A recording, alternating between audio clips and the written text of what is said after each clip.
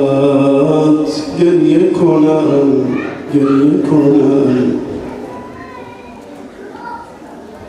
به غبار حرم کربلایت سوگند دوست دارم که شبی در حرمت گریه کنم.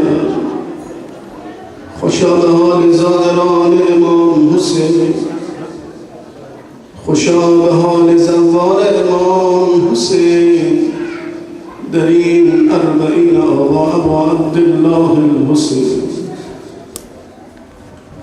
به غبار حرم کربلایت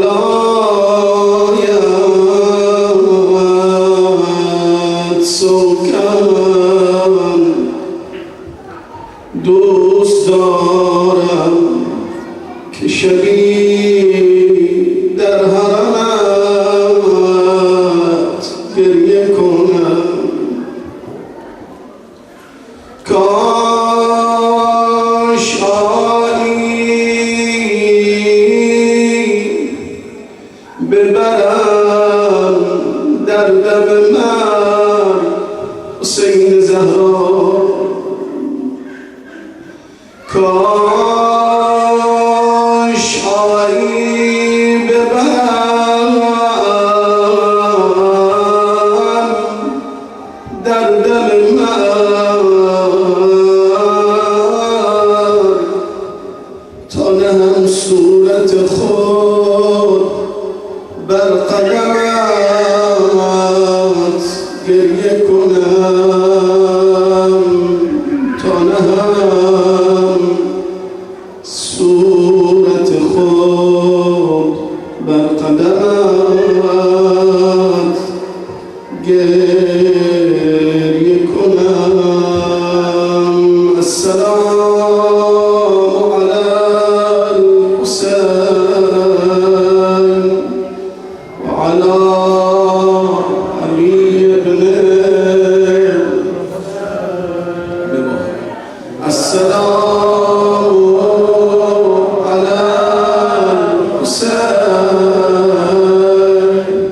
و علی علی ابن و علی اولاد الحسین و علی اصحاب جميعا ورحمة الله وبركاته.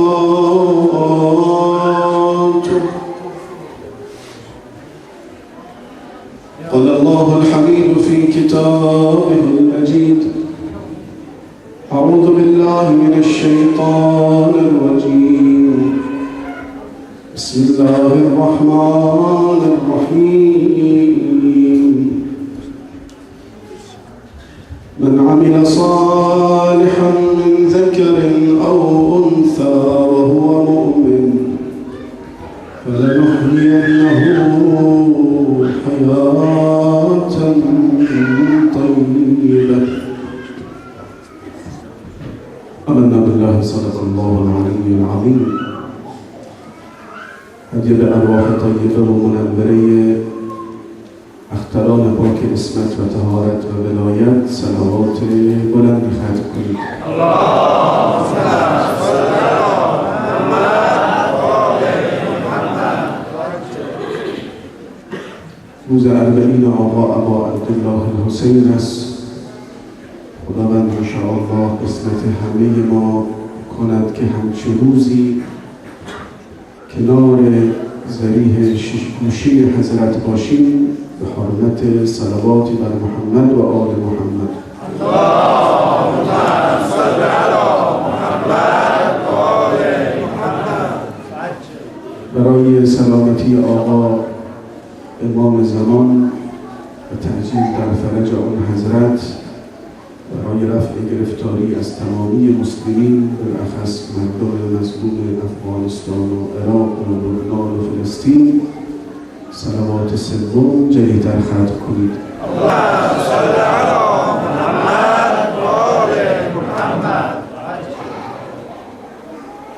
قرآن کریم تنها کتاب آسمانی است که مقام و ارزش زن خیلی بهش توجه کرده. این نه به گفته ماست، حتی به گفته بعضی از شرق شناسان و خاورشناسان، بعضی از مستشرقین غربی مثل هنری کاربن که خیلی بحث کرد در کتاب‌های دینی، تخصصش بحث ادیان بود. یک متفکر و یک نویسنده غربی که سالها با آیت الله علامه طباطبایی رضوان الله تعالی علیه بحث و مناظره میکرد، هر سال میومد به تهران و علامه طباطبایی با او ملاقات میکردن، حالا یا دانشگاه تهران یا در جای دیگر، با هم می‌نشستن مناظره میکردن، بحث میکردن و بسیاری از نکات مبهمی که براش بود براش روشن شد. این آقا میگوید من در تمام کتاب‌های آسمانی نگاه کردم، مطالعه کردم، ندیدم کتابی مثل قرآن اینقدر ارزش و مقام برای زن قائل شده باشه. حقیقتش هم همینجوره، زن مکمل نقش مرد است. اوصیکم للنساء خیرا، پیامبر اکرم محمد صلی الله علیه و سلم می‌فرمایند یوصیکم الله بالنساء خیرا، خداوند به شما سفارش می‌کند که با خوبی با زنان رفتار کنید، حرمت زن حفظ کنید. حالا ما داریم خوبی زنان هم میگیم ولی نمیدونن، زنان نمیخوان گوش بدن امشب به حرف ما. خواهر ما داریم خوبی شما میگیم امشب.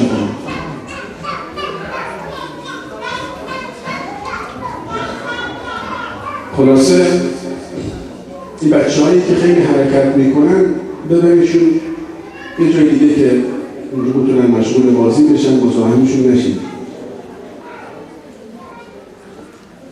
یه صلوات ختم کنید. اللهم صل علی محمد و آل محمد.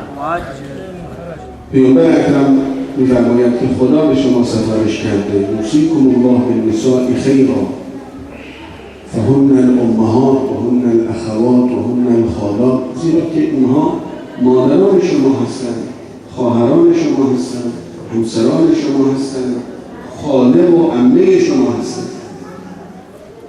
انسان میخواد در کی ظلم کنه؟ تو هم مادری داری، آیا قبول میکنی مثلا پدر یا کسی دیگه ظلم مادرت کنه؟ تو هم دختر داری، قبول داری که شوهرش دامادت بیاد ظلم به دخترتو بکنه؟ خواهر داری، قبول داری شوهرش ظلمش کنه؟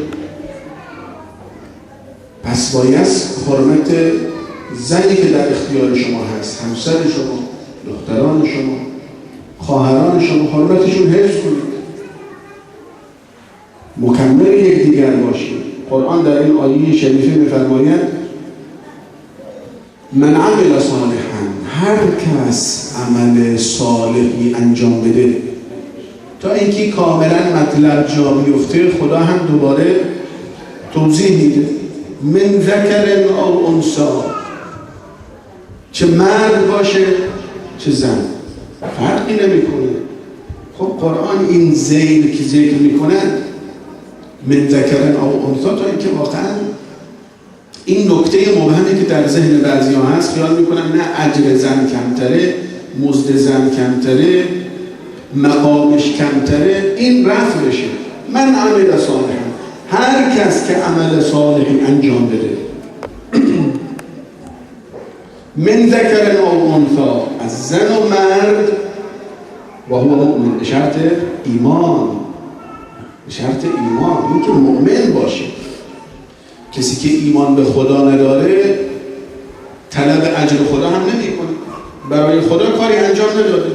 میگن غیر مؤمن نیت قربت ازش سر نمیزنه، به قصد قربت چیزی انجام نمیده. نمیگه مثلا من این اختراع کردم قربتا الی الله. حتی مؤمن، حتی مسلمان کاری بکنه برای مردم، خدا میگه خب سزات از مردم بگیر، مکافاتت از مردم بگیر، تو چیزی طلبکار من نیستی، برای من نکردی. تمام اعمال باید برای خدا باشه. یک کسی ممکنه سزاوار اجر و مزد الهی بشه که واقعا نیت قربت داشته باشه، بگه قربتا الی الله این کار انجام میده. غیر مؤمن چیزی برای خدا انجام نمیده. اگر مؤمن شد، خدا شناس شد، میگه برای این عمل برای خدا انجام دادم و خدا هم مکافات عملش بهش میده. پس شرط عمل صالح همراه با ایمان.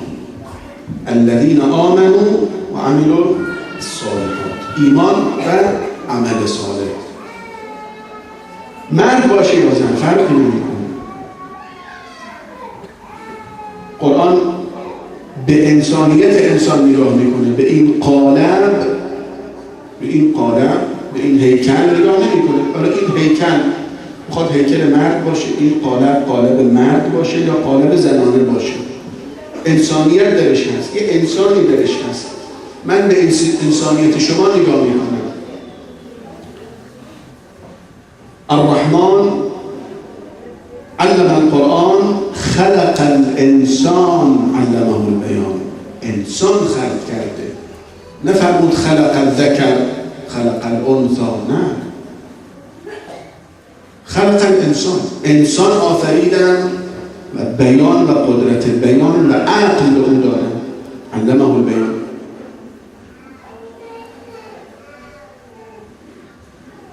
به انسانیت انسان قرآن توجه داره.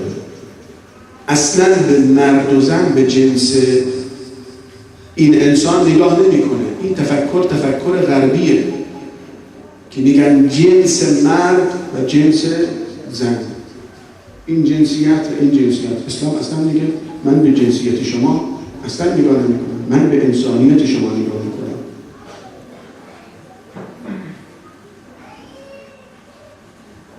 هر چی تلاش کردی درجاتت، مقامت بالاتر میره، رتبه بیشتری پیش خدا میگیری.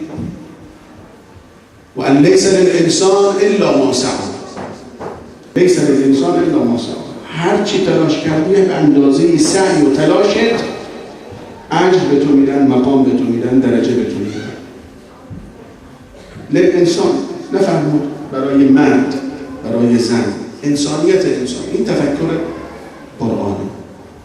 خیلی حرمت قائل شده قرآن به زن، حد حقیقیش بهش داده. چیزی هم که حقش نبوده بدون تعارف قرآن گفته این حق زن نیست، این حق مرد. این مسئله مثلا حالا بگیم ارث هم خود بحثش خیلی طولانیه. یک تفاوت‌هایی هست، مسئولیت‌هایی مرد داره که ممکنه به همین خاطر قرآن و اسلام دستور داده که ارث مرد 2 برابر باشه. یه جاهایی هست که ارث زن بیشتر از مرد میشه. یک جاهایی هست در بعضی از موارد ارث زن بیشتر از مرد ارث می‌بره. ولی عموما اینجوره، مسئولیت‌های مرد بیشتره. وقتی که ما بگیم الرجال قوامون علی النساء، مرد قیمه. بیما انفقوا، بعدش قرآن میفرماید بیما انفقوا، به خاطر اینکه منفقه، و خرجاور و ناناور خانه است و منزله. میخواد خرج خونه بده و همین خاطر ما قیومیت بهش میدیم، ولی در مقابل هم بهش میگیم برو خرجشون تأمین کن، نفقهشون تأمین کن. بیما انفقو. کی قیم میشه مرد؟ وقتی که نفقه و مسئول نفقه و خرجی خونه شد. یک مسئولیتی هم بهش دادی، نه فقط یک پست و یک مقام و یک درجه بهش میدیم تو قیمی، تو مسئولی، در حالی که هیچ مسئولیتی بهش نمیدیم. نه، این مقام که بهت میدیم تو رهبر خونه هستی، بیما انفقو، چون که تو منفق این خانواده هستی. تو باید تأمین کنی خرجی این خانواده و این زن و همسر و فرزندان. پس تمام نگاه اسلام به انسانیت انسان میتونه به درجات خیلی بلند و بالا برسه. ببینید حضرت زینب صلوات الله و سلامه علیها که این روز واقعا روز حضرت زینب است. این ایام حضرت زینب است صلوات الله و سلامه علیها و حقش هست که بیشتر در زندگانی این بزرگوار صحبت کنیم.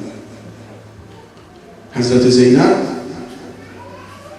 یک گواهی میگیرد و یک مدرک میگیرد از یک امام معصوم، امام سجاد صلوات الله و سلامه علیها. این گواهی میده در حق عمه‌اش: انت یا عم بحمد الله عالم غیر معلمه و فهم غیر مفهمه. عمه جان به حمد الله تو کسی هستی که دانشی داری بدون اینکه کسی اون دانش به تو آموخته باشه، بدون معلم. فهمی داری که این فهم کسی به تو نفهمونده، یعنی خدا معلم تو بوده، خدا مفهم تو بوده، خدا به تو فهمونده، خدا به تو این علم داده. مثل حضرت خضر که قرآن درباره اش می‌فرماید علمناه من لدنا علما. از من این علوم بهش رسید، من لدنا، من معلم حضرت خضر بودم. این که میگن علم لدنی، لدن یعنی من لدن الله، از سوی خدا. لدن یعنی از سوی کی؟ خدا می‌فرماید علمناه من لدنا علما. ما حضرت خضر تعلیم کردیم. خوشا به حال کسی که قطره از علم خدا به او برسه، دیگه غرق علم میشه و سرشار از علم و معرفت میشه. قطره از علم خدا به او برسه، ذره از علوم خدا به او برسه. که این گواهی امام سجاد به حضرت زینب میده: انت عالم غیر معلم نداشتی، فهم غیر مفهمه، کسی تو رو تفهیم نکرده، یعنی معلم تو خدا بوده، یعنی همنشین ملائکه بودی. بعضی از دوستان میپرسیدن آیا ممکنه انسان تو این زمان همنشین ملائکه بشه؟ بله میشه. من نمیخوام بگم تمام فکرمون و این همتمون این باشه که حتما باید بریم دنبال ملائکه بگردیم. ممکنه انسان‌های خوبی باشن مقاماتشون از ملائکه هم بلندتره. اگر مؤمن شد، امام صادق صلوات الله و سلامه علیه، صادق آل محمد، اللهم صل علی محمد و آل محمد، می‌فرماید لو ان شیعتنا استقاموا لصافحتهم الملائکه. اگر شیعیان ما استقامت از خودشون نشون بدن، پایداری، پاکی، همت از خودشون نشون بدن، راستی از خودشون نشون بدن، لصافحتهم الملائکه. ملائکه میان به اونها تبرک میجوین، مصافحه میکنن با اونها، دست میدن با اونها. ملائکه میاد تبرک میجویه به این انسان مؤمن.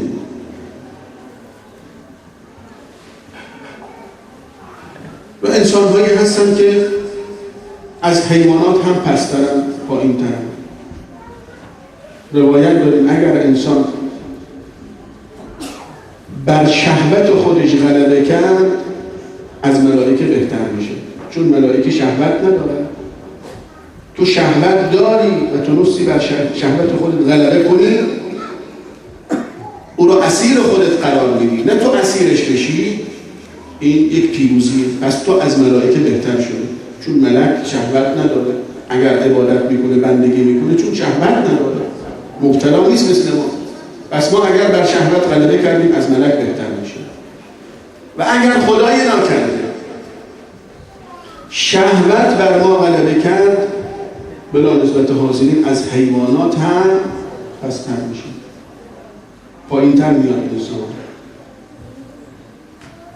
فقط شغلش شهوته و شهوترانی. انسان مومن ممکنه به این مقامات برسه، ملک میاد هم میشه هیچ عیبی هم نداره.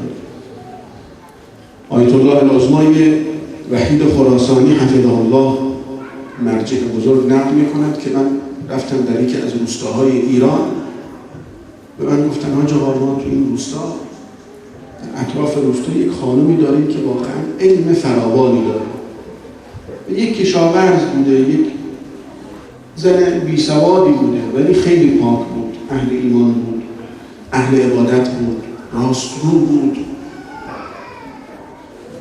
به درد خور مردم بود، همیشه کمک میکرد به مردم. یهو دیدیم یه دانش و یک علوم عجیبی خدا بهش داد. یک مرتبه حرفای خیلی عجیبی میزن. آیت الله وحید گفتن منو ببرید پیش این خانم. خودش در درسش نقل میکرد که یکی از شاگردان خود آیت الله وحید میگه من خودم از خود آیت الله وحید شنیدم و بلا فاصله به من گفت این داستان که میگه من رفتم نشستیم با هم صحبت کردیم، واقعا دیدم بارکالله به این خانم، ما که یه عمر تو حوزه و با کتاب و با استاد و با معلم سر و کار داشتیم، نتونستیم این علوم و این معارف و این اسراری که به این خانم رسیده بتونیم بهش دست پیدا بکنیم. نمیگم انسان درس نخونه، انسان باید درس بخونه، باید پای کلاس معلم بیاد، همه به اینجا نمیرسن. اونم یک علوم خاصی بهش میدن، اسرار خاصی بهش میدن، معرفت خاصی بهش میدن که به دردش بخوره. میگه واقعا تعجب کردم از علوم این خانم. به خاطر چی؟ به خاطر پاکی، عبادت. یعنی عزیزان تو همین ایام خودمون، تو همین دنیای خودمون نیاز نیست در قم و در کنار کعبه و کنار حرم پیامبر باشی تا اینکه به این مقام برسیم. اینجا تو این کشور، تو این سرزمین، اینجا واقعا جای همته. اینجا واقعا کسی اگر بتونه به قول معروف گیریمش از آب بکشه و دین و ایمان خودش حفظ کنه، این همته. اون وقت ملائکه‌ای که اونجا هستن هم همینجا هستن، خدایی که اونجا هست خدا همونجا هم هست. اینجا اگه واقعا همت کنید، خودتون پاک نگه دارید، اهل نماز شب باشید، با قرآن آنس بگیرید، به درد یکدیگر بخورید، کمک به یکدیگر کنید.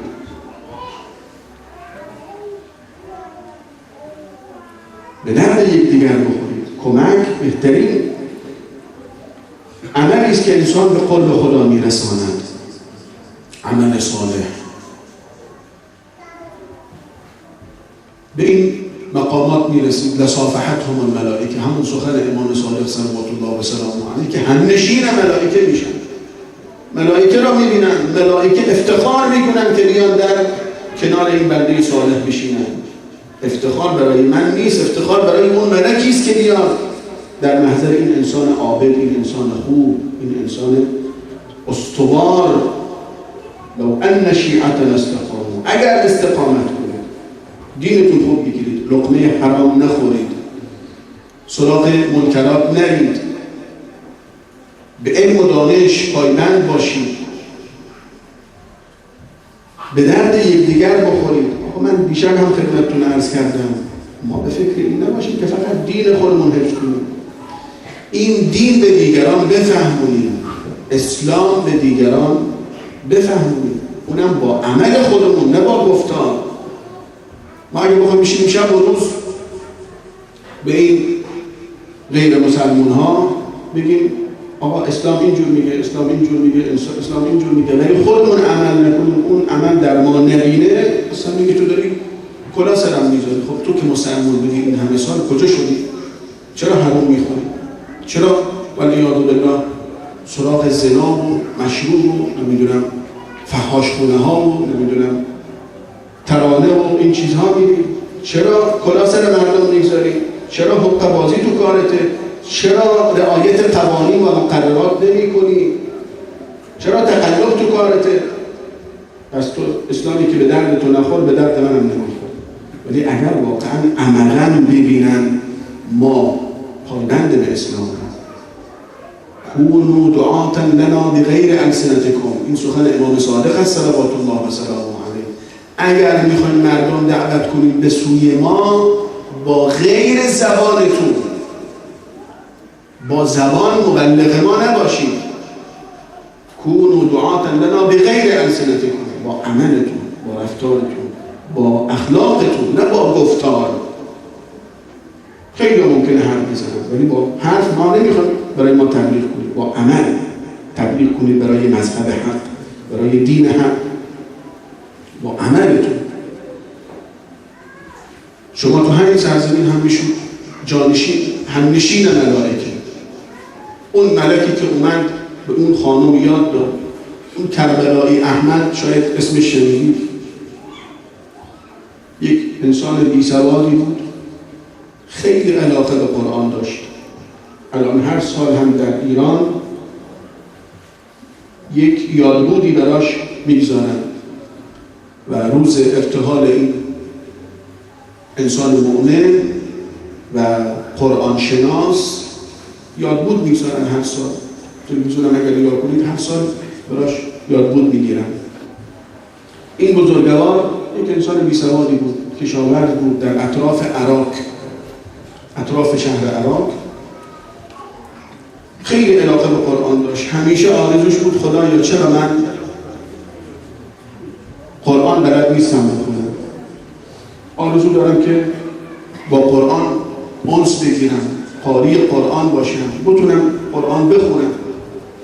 این آرزو داشت. میگم یه روز اومد توی حرم یکی از اولیا یا امامزاده ها، همینجور مشغول عبادت و گریه و دعا بود که ناگهان یه نفر اومد کنارش. حالا کی بود؟ امام زمان بود، ملک بود، کی بود؟ حالا ما نمیدونیم. حضرت خضر بود، خدا میدونه. میگن یک انسان خیلی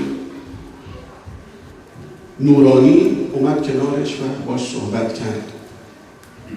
گفت آقا تو چه آرزویی داری؟ گفت من آرزوم بوده همیشه، چون بی‌سوادم، ولی این آرزو داشتم که یه روز قاری قرآن بشم، بتونم قرآن بخونم. این آرزو داشتم. بعضی چقدر همت دارن. نه اینکه این آرزو دارم مثلا که کاخ داشته باشم، ثروت داشته باشم، چه داشته باشم. آرزو بود که من قبل از اینکه بمیرم ولی بتونم قرآن بخونم. اون بزرگوار میگه به من گفت این کتیبه هایی که روی دیوار نوشته میتونی بخونی؟ گفت من بی‌سوادم. گفت نگاه کن، سر بالا میاد نگاه کن این کتیبه ها رو بخون. میگه واقعا هم همینجور شد. همین که سرم آوردم بالا، این کتیبه هایی که قبلا برای من یک خطی بود، یک نقاشی بود، نمیدونستم چیه، ولی سر که آوردم بالا دیدم تمام این کتیبه ها، این آیاتی که نوشته میتونم بخونم. نگاه کردم کسی بغلم نبود، غش کردم افتادم. بعد که به هوش اومدم دیدم تمام قرآن حفظم. آیت الله العظمی مکارم شیرازی خود اون بزرگوار برای ما نقل میکرد که بله منم اوائل طلبگی بود، ایام جوانی بود که کربلای احمد آوردنش قم خدمت